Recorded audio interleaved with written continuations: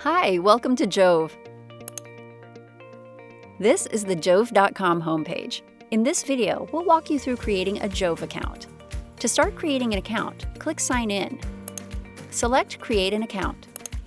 Enter your institutional email address. This will allow you to access the JoVE content your institution subscribes to. An email will be sent to your inbox to confirm your email address. Once your email is verified, you will be redirected to finish setting up your account. Enter your name, create a password, and institution information, and select your role and job title. Then, click on Create Account.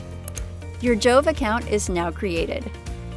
Click on your profile and select My JoVE to find videos you've previously watched and liked.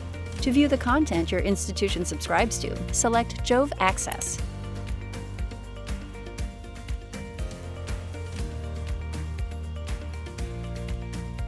You can even access JoVE video content if your institution uses Gmail.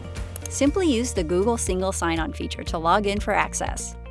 Get the most out of JoVE today.